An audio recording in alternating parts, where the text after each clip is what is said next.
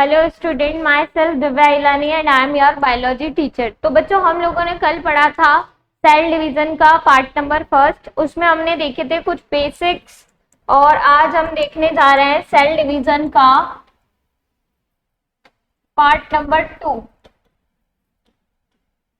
Cell division second.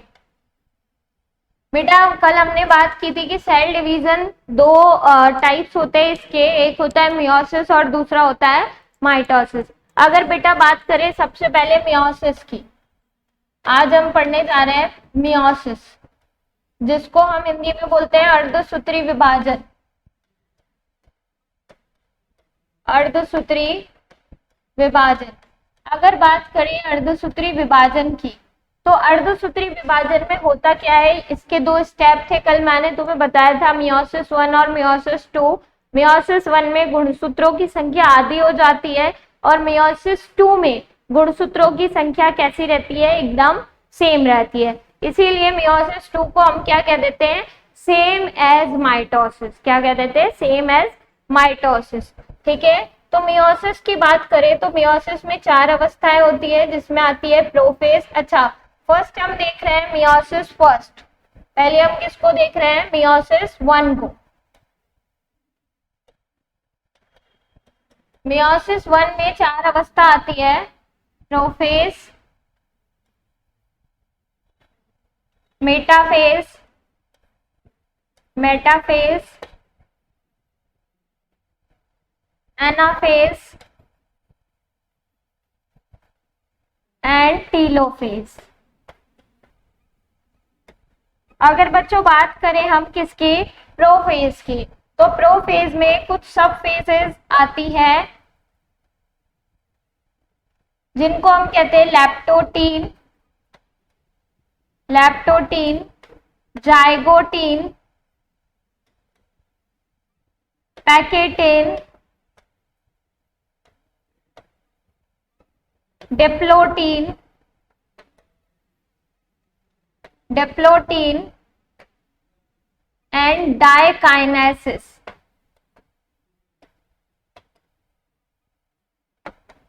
ये 5 सब stages आती है किसमें, प्रोफेज में। तो प्रोफेज हम सीखेंगे, उसके बाद सीखेंगे मेटाफेज। तो फर्स्ट आती है अपनी प्रोफेज की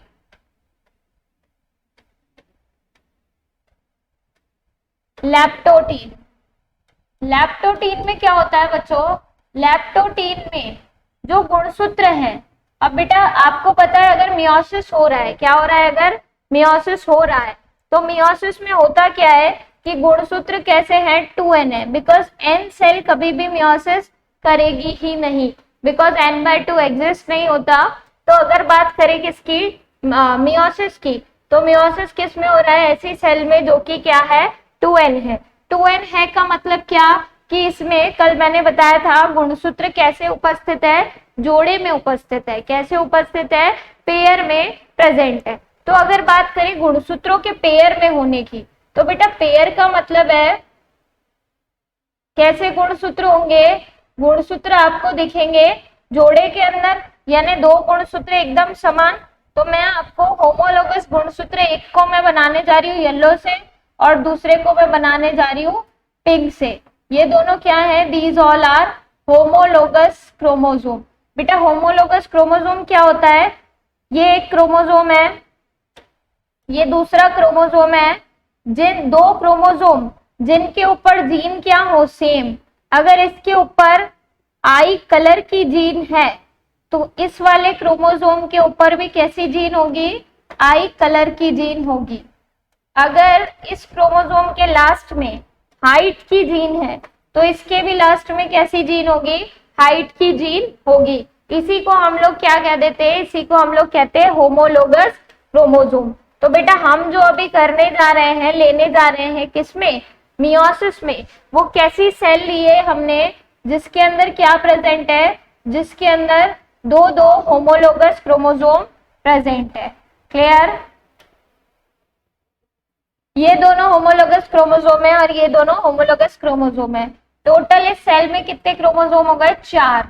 कितने क्रोमोसोम हो गए, 4। अच्छा, एक और बात, अगर बात करें क्रोमोसोम की, तो क्रोमोसोम को हम लोग गिनते कैसे हैं? क्रोमोसोम के बीच में बने हुए सेंट्रोमियर से। बेटा क्रोमोसोम आपको ऐसा बना हुआ भी नजर आया होगा और ऐसा बनाया हुआ भी नजर आया होगा। ये क्या होता है? ये भी एक क्रोमोसोम है और ये भी एक क्रोमोसोम है, दोनों ही क्रोमोसोम है। फिर दोनों में अंतर क्या है? दोनों में अंतर है क्रोमेटिड का। इसमें कितनी क्रोमेटिड है? 2। इसमें कितनी क्रोमेटिड है? 1। बट ये भी एक ही क्रोमोसोम है, ये भी एक ही है। ठीक है, गिनेंगे कैसे क्रोमोसोम को? इसके सेंट्रोमियर से। क्लियर? अगर बात करें इन दोनों की, तो पहले बेटा क्रोमोसोम ऐसे होते हैं, लेकिन एस फेज में क्या हो जाता है? डीएनए डबल हो जाता है, तब क्रोमोसोम एक क्रोमेटिड से किस में बदल जाता है? दो क्रोमेटिड में बदल जाता है। ये कब होता है? ये होता है एस फेज के अंदर। ठीक है, अब बात करते हैं हम किसकी? लैप्टोटीन की। तो लैप्टोटीन में बात करें तो लैप्टोटीन में सारे गुणसूत्र जो पहले किस अवस्था में प्रेजेंट होते हैं बेटा? पहले गुणसूत्र प्रेजेंट होते हैं। चलो हम अगले पेज पे कर लेते हैं, क्योंकि मैंने आपको इस पे बेसिक्स बता दिए। तो हम लैप्टोटीन स्टार्ट करते हैं नेक्स्ट पेज से। लैप्टोटीन, तो लैप्टोटीन में बेटा क्या प्रेजेंट है? गुणसूत्र प्रेजेंट है।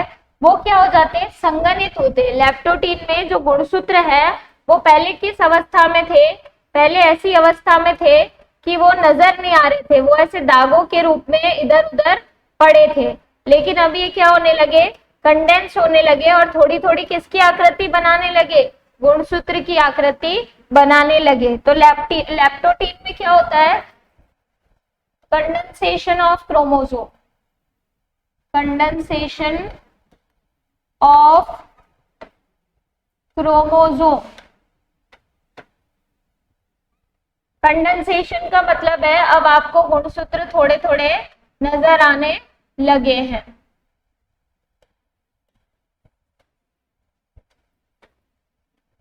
अगर बात करें बेटा किसकी? लैप्टोटीन के बाद आती है जायगोटीन। कौन सी अवस्था आएगी? सेकंड। फर्स्ट है लैप्टोटीन, सेकंड आएगी जायगोटीन।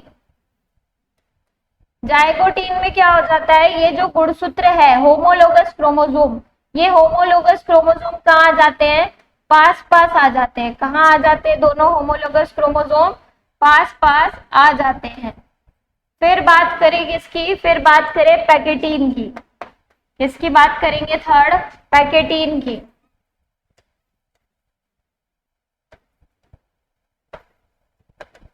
पैकेटीन की, तो बेटा पैकेटीन में क्या हो जाता है? पैकेटीन में 2 होमोलोगस क्रोमोसोम, ये एक, ये दूसरा। ठीक है, ये तीसरा होमोलोगस क्रोमोसोम। ये दोनों क्रोमोसोम क्या करने लगते हैं? ये दोनों जो होमोलोगस क्रोमोसोम है, इन दोनों की आर्म एक दूसरे के ऊपर, एक इनकी क्रोमेटिड क्या हो जाती है? एक दूसरे के ऊपर चढ़ जाती है, और इसी को हम बोलते हैं क्रॉसिंग ओवर। क्या होने लगता है? पैकेटीन में क्रॉसिंग ओवर होने लगता है। क्रॉसिंग ओवर होने लगता है। क्रॉसिंग ओवर को बड़ा करके मैं यहाँ तुम्हें दिखा देती हूँ। ये एक क्रोमोसोम था और इसका होमोलोगस क्रोमोसोम जो मैंने किससे बनाया था? पिंक कलर से। ये दोनों की एक आर्म ने क्या किया? एक दूसरे के ऊपर चढ़ गई, और इसी प्रोसेस को हम क्या कहते हैं? Crossing over. तो पैकेटीन में क्या हो जाता है? क्रॉसिंग ओवर हो जाता है। अगर बात करें फोर्थ स्टेप की, फोर्थ क्या होगा? डिप्लॉटीन। डिप्लॉटीन की अगर बात करें तो डिप्लॉटीन में बेटा क्या हो जाता है? जो सेल्स है जिन्होंने क्या किया था? क्रॉसिंग ओवर किया था। क्रॉसिंग ओवर में होता क्या है एग्जैक्टली? 2 होमोलोगस क्रोमोसोम पास आते हैं और एक अपना मटेरियल दूसरे क्रोमोसोम को, और दूसरा क्रोमोसोम अपना थोड़ा से जीन पहले क्रोमोसोम को दे देते हैं। यानी होमोलोगस क्रोमोसोम क्या कर लेते हैं? एक्सचेंज कर लेते हैं किसका? जीन्स का। क्लियर है? तो अगर बात करें डिप्लोटीन की, डिप्लोटीन में क्या होता है? डिप्लोटीन में होमोलोगस क्रोमोसोम फिर से अलग होने लगते हैं, फिर से क्या करने लगते हैं? अलग होने लगते हैं। लेकिन डिप्लोटीन आते आते क्या हो चुका होता है? डिप्लोटीन आते आते हो चुका होता है क्रॉसिंग ओवर। क्या हो जाता है? क्रॉसिंग ओवर हो जाता है।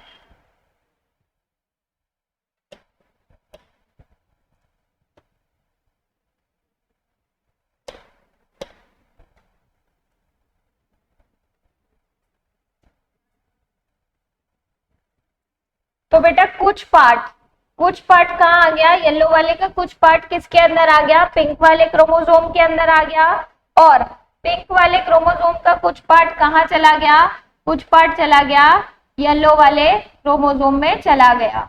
ठीक है, और अभी ये दोनों किसकी तैयारी कर रहे हैं, अलग होने की तैयारी कर रहे हैं। और अलग होने की तैयारी करते टाइम यहाँ पे क्या बना है, एक एक्स जैसी स्ट्रक्चर बनी है। इस एक्स स्ट्रक्चर को कहते हैं काइजमेटा। तो बेटा क्या होता है डिप्लोटीन में, फॉर्मेशन ऑफ काइजमेटा, क्या बन जाता है, काइजमेटा बन जाता है। अगर बात करें किसकी, फिफ्थ स्टेज की, फिफ्थ स्टेज कहते हैं डायकाइनेसिस को। और डायकाइनेसिस में क्या हो जाता है, दोनों क्रोमोसोम क्या हो जाते हैं, अलग अलग हो जाते हैं। अच्छा यहाँ पे मैंने केवल 2 ही बनाए हैं, लेकिन ऐसे टोटल कितने होंगे, 4 क्रोमोसोम बनेंगे। यहाँ पे कितने होंगे, 2 और होंगे। क्लियर है, ठीक है। अब बात करें डायकाइनेसिस की, तो डायकाइनेसिस में क्या होगा, ये होमोलोगस क्रोमोसोम क्रॉसिंग ओवर करके क्या हो चुके होते हैं, अलग हो चुके होते हैं। तो आई होप आपको ये सारी बातें समझ आ गई होगी। और भी अगर कोई डाउट हो तो आप मुझे कमेंट करके पूछ सकते हैं। अब देखो क्या हो चुका होता है डायकाइनेसिस तक, लास्ट में येलो वाले का कुछ पार्ट कहाँ आ गया, पिंक वाले में आ गया, और पिंक वाले का कुछ पार्ट कहाँ आ गया, येलो वाले क्रोमोसोम में आ चुका है। ठीक है, तो ये आपकी कौन सी स्टेज खत्म हुई, मियोसिस की प्रोफेज नंबर 1। अब हम लोग क्या देखेंगे, नेक्स्ट क्लास में देखेंगे मेटाफेज 1, एनाफेज 1, टेलोफेज 1। क्लियर, कैसा लगा कमेंट और लाइक करके जरूर बताइएगा।